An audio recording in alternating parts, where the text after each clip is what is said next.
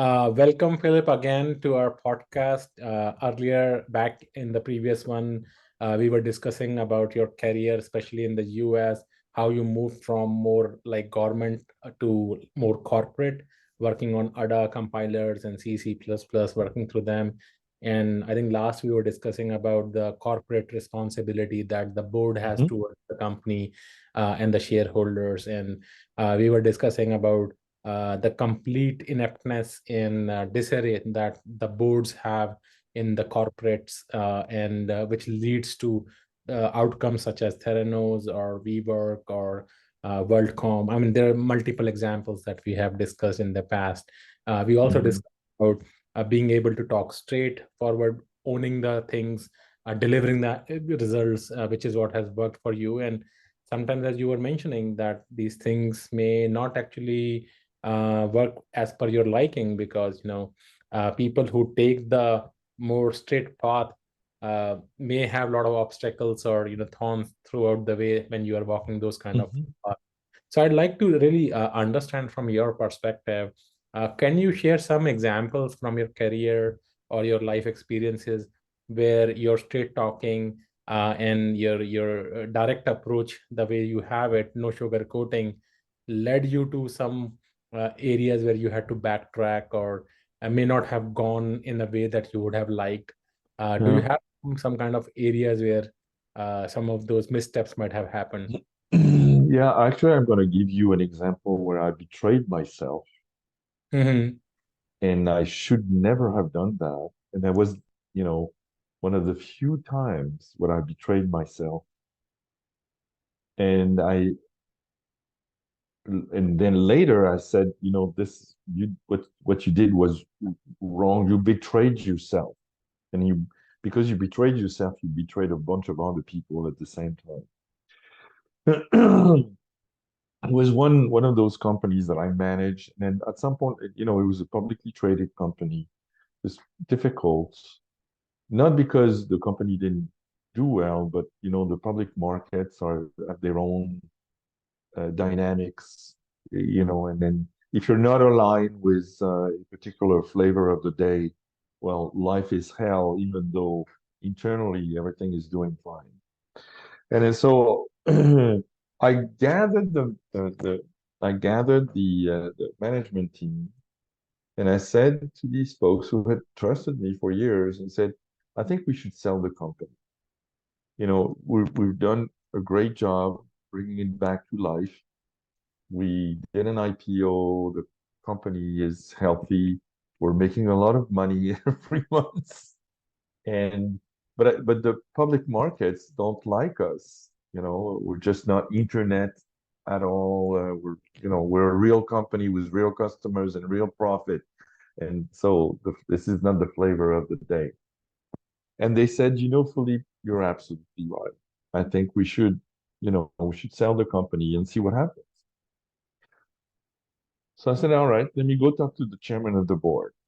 And the chairman of the board was one of those corporate animal with zero ethics. He was just getting his, nice little stipend, to be the chairman, not contributing much to anything. And he said, "No, Philippe, you've done such a great job, and blah blah blah, and you should continue, and this and that, and this and that."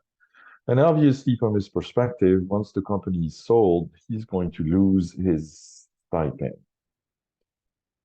And at that point in time, I said, "Oh, okay, all right. Well, maybe we can do other things with the company and stuff." And I convinced myself of things that I knew were wrong, and that is absolutely terrible.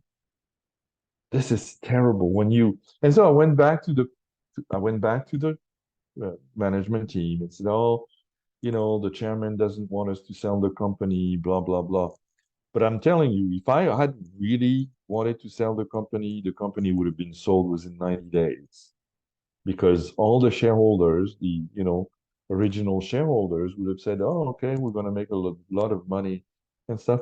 And I think at that time, my ego took over. I thought I was going to be, even though I knew this was going to be so hard to go to the next step, and that what was the best for the shareholders and the employees and suppliers and everybody and the customers was for me to sell the company. I convinced myself that I could do all these other wonderful things. And then, yeah, of course, what I had predicted happened. It got harder and harder and harder. And then years later, I had to face the reality of my actions. And at that point in time, instead of saying to the chairman, screw you, I am selling the company because I've got the whole management team behind me. Right. I just caved, and it was such the wrong thing to do. Okay. And then you learn from those moments that, like I said in the previous segment, you are what you are. And not only others have to respect that, but you have to respect that yourself. I cannot make myself into Mr. Nice Guy. That just doesn't, it's not going to work. I Totally, have, totally with you there. I think you really shared some of the tidbits here that before being truthful to others, at the end of the day, you need to be truthful to your own conscience, right? absolutely. There is a saying in the Eastern philosophy, saying around karma. What karma says that whatever you do, good or bad, you got to sow for it on here in the earth itself. There is no Hmm. like whatever you'll do in the afterlife or after you move out of there, that's a separate thing. But whatever you sow, you will reap it here itself, Yeah, both good absolutely. and bad, right? And when you talked about like what you did in the past when you were about to sell the company, and you at this date also you still recollect that it did come back to you at a later point in time, and you had a self-reflection at that point of time. I think sometimes the viewpoint that I have is that maybe because of the circumstances you mentioned it to be attributed to your ego at that point of time, that you would go ahead and caved in. For some other people it could be their financial circumstances are such that they can't lose that job, and hence they Hmm. cling it to it because of financial reasons. Or in other areas, like for instance, many people in the US at the moment are on visa, meaning that if Yep. they lose their Hmm. job, they are technically just have 2 months before they have to move back to their country, and they've Hmm. been staying here for 10 years, 15, 20 years, have their whole family, their life, their car, their home Yep. here, and just out of nowhere in 2 months they'll have to just go away as if they are some illegal immigrants or something like that, I which is not understand. Yeah. right. So for those people also, it's very hard to have a, let's say, a strong face. So they will cave in because they know if they Yeah, disrespect, don't listen to absolutely. the top leadership, they may fire them, and then they are basically on their own. In the 2 months they'll have to pack their bags and basically impact their lives, their family, their career, and leave. I mean, technically, as you said, you already became Americanized after spending like 10, 20 years in the US. Same way, there are other people who may come from like Absolutely. Mm. Asian countries, etc., and they have lived here for forever their adult life and got married and have kids. And let's say after 20 years, and they're still on visa because that's been the reality for most of the people who come from Asia, either from China or India. They're in perpetual green card kind of list for like which Mm. go all the way to 50, 100 years, which is technically impossible to get for many people who are in that queue, EB2 or EB3, that's what they say. So once they are laid off, like which is the case for I'm hearing a lot of stories from a lot of people who got laid off recently in the past several months, and it is still going on, that they have to just sell everything here, whether it is on loss or profit, doesn't Yep. matter, and then they're back to their home countries. For those people, it's just very hard to not cave in, because they're uprooting their family, Mhm. their wives, their children, and basically losing so much in the overall process, actually. So And so that is a set of circumstances that are particularly difficult, okay? Because you can face financial hardship, but if that financial hardship has to be uh, has to lead to you not only you don't have a job, your family doesn't have a job, your children cannot go to school, and by the way, you need to get on the plane and get the heck out of here. yeah, This set of circumstances is excruciating. Okay. absolutely. And so yeah, I mean people will definitely try to protect themselves and their family. Um, yeah, I mean, I never faced something as harsh as this, but I have faced, and I actually made decisions like I can't stand this place anymore. I can't stand the way it's being run. I cannot stand the lack of ethics, and I am walking out today. Yeah, And absolutely. I understand the consequences. You know, so I'm going to say something that is very profound to me because I'm a white man, okay? As a white man, Yeah. even though I was born in a very poor family and I Mhm. really had to bootstrap myself, and I made this career of mine, and I made all the decisions by myself. But at the same time, and especially in the tech sector, as a white man, I'm on the privileged caste. Okay. It's women, not really. People from color, not really. Okay. So, I mean, that being said, if you uh, believe in certain things, you need to be able to take them to the next level, which is put your career on the line. And I fully understand what you said because this is not what you describe is not putting your career on the line. It's putting your life and the life of your family on the line. And then for some people going back to places they don't know anything about. We talk about in the US, we talk about the dreamers.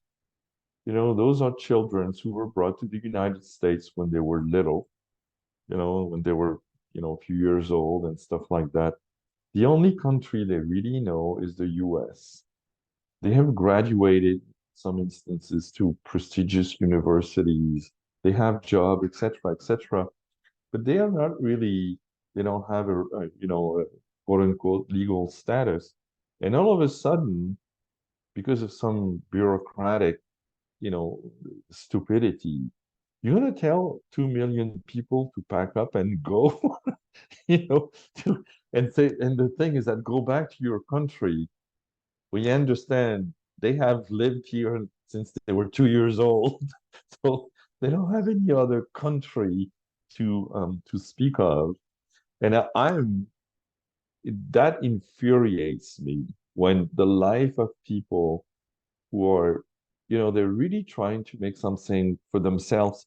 And I understand that because I did the same thing, even though I'm a white man, a white man in the Western civilization, yeah, you can basically go anywhere and not be bothered.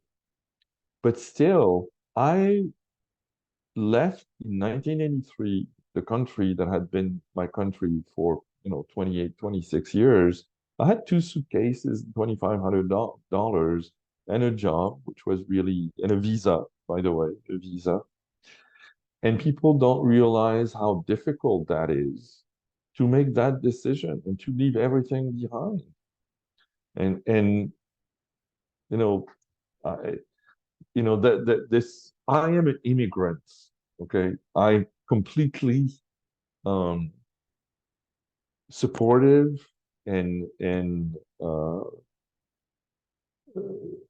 how would you say that? Yeah, I'm an immigrant, period. Yeah, you basically have lived this process. It's just that, when you came back in the day in early 80s, the story was different, and Yeah, it was not very different. Yeah. there was not as much H1 visa and all those kind of thing. I think after late 90s, early 2000s, it became very strict how many people can come from a particular country. And it actually impacted a lot of people from Asian countries, primarily India and China, because they have the biggest population and most of the Yeah, people of from. course, yeah. And the unfortunate part of the immigration system is such that they will give asylum, and they will even like convert illegal immigrants into, because it is a big vote bank for a lot of politicians here. But people who have paid for an H-1B visa, and just because they lose a regular job, and they have paid the regular taxes for all whatever 10, 20 years, the current immigration system doesn't care about them. They say, hey, get out from here, I don't care, even though they have paid for the insurance and everything. So many Hmm. of people, even with paying all the Medicare taxes, etc., never access those benefits. Basically, there is an unemployment. So unemployment is when you lose your job. From the next week onwards, you can get like basic kind of a very basic minimum kind of a wage. But many of these people who are on visa, after 2 months they are just back, and they can never even take credit for unemployment, what they have already paid for. So This is some of the the idiosyncrasies of Western civilization that they don't really like. If you look at the United States, about 70 million people are going to retire between now and the next 15 years. That's a quarter of the population. Quarter of the active population is just going to go to Florida. yeah, that is why the Okay. property prices are going up in Florida. They're just And the thing is that if you look at how do you deal with such a flood of skills and just manpower? I mean, it's just this is going to be a very serious crisis. And if you look at the age pyramid of all the Western countries, they're not pyramids. A pyramid is like this, okay? The age pyramid, so to speak, is like this. So you have a bunch of old people like me yeah, who are going to derive or need a lot of care, a lot of resources, and we are now the majority of the folks. yeah, And you say, well, let me think about it. It takes about 25 years to produce a productive human being. absolutely. this is this is a process that cannot be shortened, you know. Uh, all the talks about robots and automations, all okay, fine, but you cannot reproduce a certain number like nurses or doctors or Yeah, teachers, etc. totally, And totally. then you say, well, how do we deal with this? Well, let's go and find the people where they are. And where they are is not on our land. It's on faraway lands. And turns out that these folks are looking for opportunities for themselves. It Absolutely, should be a no-brainer. absolutely. Okay? Should be a Yeah, no-brainer. so this is why I'm thinking, you talked about the, boards of directors who are supposed to be the managers of the companies.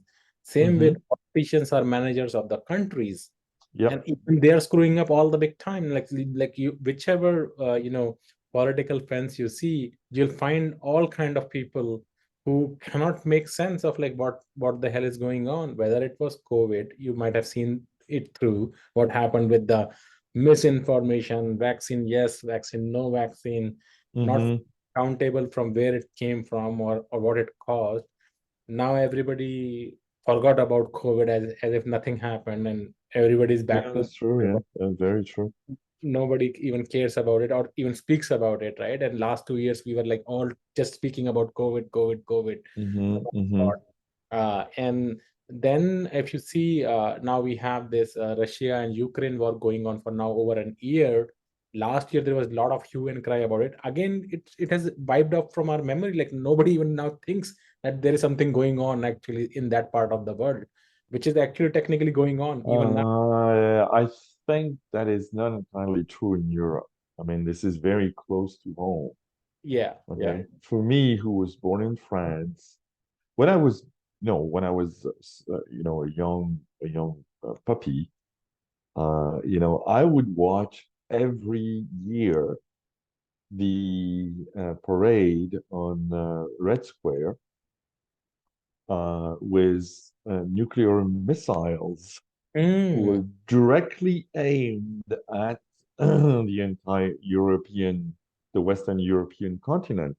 yeah. And it was, as a child, you don't completely comprehend, but you still comprehend it because there's a whole bunch of things that are being said, or the evil empire and stuff like this, and say, well, you know what? If a war breaks out, that's it. We're toast, basically. Yeah, yeah. We're toast. And so the Ukraine war has a lot more resonance in Europe because it's very close. Yeah, absolutely. Like, It is extremely close. yeah, Ukraine is just your like buffer country in between because after that you That's have right. Poland and like I think Ukraine also has border with Poland and what else? I think Well, then you have Austria and Germany. Germany. Yeah, yeah, yeah. It's right there. It's So it's it's it's a few hours away from it's a few hours away from Berlin, or from Paris, or from Spain and stuff. And I'm Spain, but I mean, if you look at the Central Europe, yeah, when there is a war in Ukraine or Kiev is being bombed, yeah, I mean, it's awfully close to. yeah. I mean, like totally like what you're saying. I mean, growing up back in the day in Delhi, I'm originally from there in India. Uh, we have seen a lot of wars as well. Like you have Hmm. on the western side of India, you have Pakistan, which is Yeah, a Pakistan. very active border, and then on the eastern side you have China, which is also very active, and both Hmm. the sides are like these are like very hostile to each other, China and India and Pakistan and India, and there is always an active incursion or some skirmish keeps happening on both like eastern side as well as the western side, Now, and if you see Delhi is actually not that far away from Pakistan. It's only like probably like 300 kilometers, that's it. oh, no kidding. Okay, I Yeah, didn't realize that. Yeah. so it's that close actually. So, and same way, if you So, see from China as well, it may not be that far away. Like China also has Tibet, which used to be a separate country, by the way, back in the no, day. Tibet. Yeah, Tibet. Now Yeah. it's still China. You can call it whatever, but it is still China. So Tibet and Delhi is also not that far away. It's only 400, 500 kilometers. That's it. So if you see from that perspective, Hmm. Delhi is not in the center of India. It is in the very north of India, like right there. Okay. All So right. Pakistan also 300 kilometers from China also maybe 300, 400 kilometers. That's about it. It's not that far. And then all those things you would think, um, man, we should know better. We should be, uh, man, there is a topic that to me this is one of the topics that drives me absolutely crazy. It's food waste in the Western world. True. I, Okay. I I cannot even imagine to think about it. Like, and it's not only in the Western world. You may imagine, like, in India itself, there are a lot of people who don't get all the nutrition because there Mm-hmm. are so many like fruits and vegetables, etc. And India being India, it grows a lot of it, right? It is a tropical Right. country, like a lot of good fruit and vegetables, but a lot of investment needs to be done just in the sourcing sector because many times the farmers when they grow like a bumper crop, like they may have onions or cabbage or tomatoes, Mm-hmm. they'll just put it in the drains or on the roads because they can't sell it because it's just a No, bumper crop. And this happens every year in India. Like, so there was a time like maybe 30, 40 years ago when India was facing like huge crop crisis and food shortage, etc. And they went through a green revolution. Now we have a different problem. We produce surplus and then it drops the prices because if you have surplus, then no, you sell no, it at a no, higher price. And then the farmers, what they do, they either throw it away in the rivers or they put it on the roads, and trucks smash those vegetables, they go on top of it. So that's another problem. no. They can't put it in the cold storage or process those foods or store them because it's just, so that's another problem happening in India and the US, as you said, in the Western world. Here there is just too much wastage because the portion size that is given in the restaurants, like fast food restaurants, This is is so nuts. huge. You see, if you there's just statistics and statistics after statistics that have demonstrated that 30% of whatever is put on shelves at a grocery store ends up in landfill. Yeah, that's completely 30%. agree. And so, number one, think about the energy and the greenhouse gases that have been, that are produced, the total waste of energy Yeah, to produce 30% of the food that is being put at grocery stores that ends up in landfill. This is criminal. absolutely, totally with you there. And This there is is another point. criminal. You see the food inflation that is going on in the US at this point of time, right? Absolutely. Like last year, like if you see, I used to get that almond milk, right? Silk almond milk, like a half a Yeah. gallon. Okay. Yeah. It used to be like I'm in Seattle. Uh, just last year, it used to cost me around like 2.5 to $3 or like a half a gallon. Now I can't find damn bottle for like less than $5. Like, Yep. how can you increase the like the basic commodities such as milk? Like straight away, like it's not even increased by 10% or 5%. Like it was $2.5. Now it is $5. Like Yep. straight up 200% rise. Like what's going on? I can afford it, it's fine, but like think about other people, right, who live paycheck to paycheck Absolutely. to sustain. And now we add 30% wastage on top of it. Like if they better manage their supply chains and like they have a better inventory management, then they can slash at least 30% cost, right? Like this what is costing me $5 should not be more than any more than like 3.5, or maybe, yeah, 3.5 is a correct price. It should be Yeah, that. I mean, there's the way I see it. There, number one, you know, the the retailers, the producers, well, probably I don't know about the producers, but the retailers, they're just taking advantage of the situation. Yeah. And you look at the Fed, the Federal Reserve Bank. Oh, we're going to fight inflation with interest rates. No, you won't. All you're going to do is to make a whole bunch of people miserable Rebel, because yeah. you're going to create a recession. And okay, well, yeah, a recession is a way to curtail inflation to an extent, but that's at the detriment of the lower people. Absolutely, absolutely. This is ridiculous, and it's not going to do anything about energy price. It's It not is, going to do any about food price, and they yeah. admit it. Yeah, and think about it, right? And because of the rate hikes, now all the tech sector companies are laying off people left, right, and center. Even if they are making profit, they're still laying off people because they're Yeah, yeah, thinking that some big recession is coming. It's that's right. Yeah. it doesn't even make sense to me that companies are recording the record profits after profits. So startups who don't have money and all, I can understand, like, okay, they were not well Hmm. capitalized and now the tightening is happening, so they're experiencing the burn and now they have to let go of people. Like big companies who are profitable are laying off people. Like this Like doesn't make sense. Microsoft, Salesforce, Yeah, all these doesn't make folks. sense, right? And all they keep talking about is, oh, macroeconomic conditions. Oh, damn, like macroeconomic conditions are always there. Like, what is microeconomic conditions? Like, what are you going to do about it? Just lay off the people and that's it? The But problem solved? to go back to the discussion on food waste, you know, people, you hear a lot of politicians and, you know, people with, you know, echo, uh, oh, we need, climate change, climate change, climate change. All right.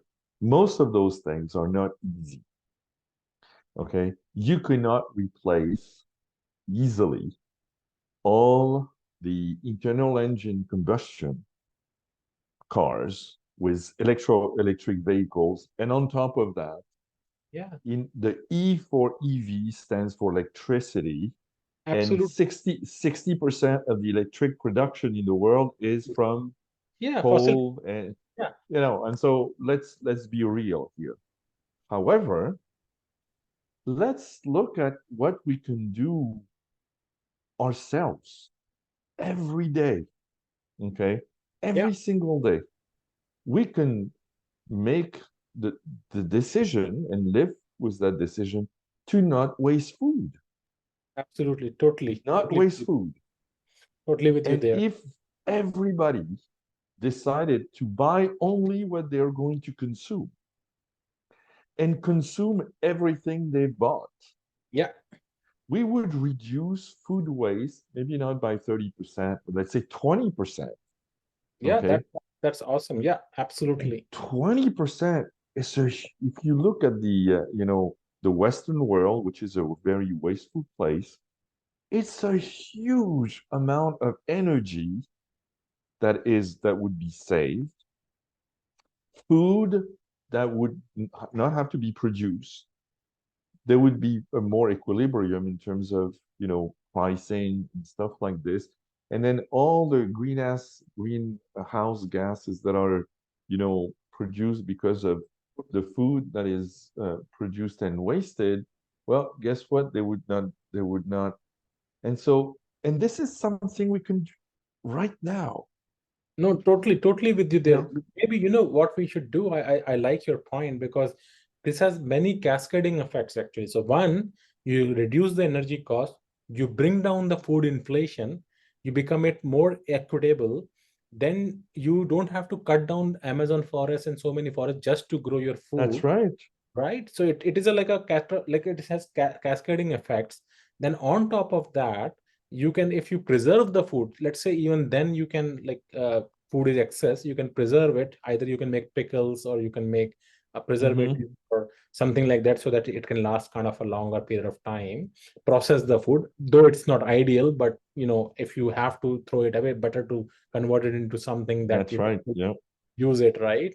So I think this is a great topic for us to probably meet next time when you have. I think we have a bunch of areas that we can discuss and Okay. All gain right. from knowledge, because you have such a wealth of perspectives and knowledge. I think maybe we should discuss this food crisis and food wastage maybe in one of the other when you have Sure. time.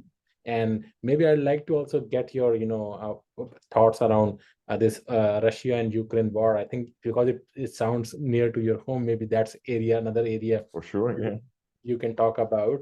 And I love to also get into this corporate, responsibility and corporate ethics. I think is another area I Okay. think would be great for us to discuss maybe next time when you have. I think we should have multiple sessions because you have lot of energy and experiences to share, and I think it should come to all the people and they can learn from it. All right. Well, you're very welcome. And, if I can help, seed some reflection, Yeah, because, I'm 68 years old and I'm seeing a whole bunch of things. yes. I'm a very privileged person. Mhm. I've lived a very privileged life, though I, worked hard. Yes. Uh, and I just want to share a few things with folks, and then you giving me a forum, and I'm more than happy to No, come this is back again. this has been a absolute pleasure to have you there, because I used to see your comments over LinkedIn, and I suspected that you're a very straight talker, etc. All right. And appeals to me as well, personally, because that's my style as well. And it's always great to interact with somebody of your stature who has started out in I'm probably half your age at this point of time, but just tons of learning from you, right? To gather information, your history, like, because I studied programming when C++ was my first language, right? And you have going Okay. and beyond that, right? Like you're talking about ADA and all that, we used to only study in history of computers, like the books that we used to study. Not, ever. My first program, I wrote my first program on 80 columns IBM cards. Yeah, I mean, we used to just hear it in computer, like in the Bay Area, you have Computer History Museum. That's where I saw it for the first time. Yeah, this is history museum. This is like archaeology. There's, Archaeology, right? The earliest I remember is like we used to have floppy disk, that the square, like big oh one, yeah, yeah, yeah, yeah. high school when I was in Mhm. sixth grade or like fifth grade, and then the floppy sizes became smaller. Like earlier, it was Yep. like 1 centimeter, like 1 inch by 1 inch, and then it became a Yep. smaller. I remember the internet initially it was connected into your phone connection, and uh, With the modem, yeah, yeah. yeah, It was so I've seen those era, like late 90s and all that kind of thing, but before that I had no knowledge because it's uh, too difficult to understand. But hey, it was a great, and enriching talk to have you back again, and I hope that we will be continuously, talking to sure. you Yeah, and learning absolutely. about various different topics. I would like to say thank you from bottom of my heart to share your views and your direct talk. You're It's welcome. that is very much liked, and no holds barred, and like pouring out the real things that are coming through there. And so thank you very much for your day, and enjoy the rest of your week, and happy Okay. weekend, and take care. Thank you, Philip, once again. Bye. Okay. Thank you so much, and we'll be talking soon. Sounds good. Thanks.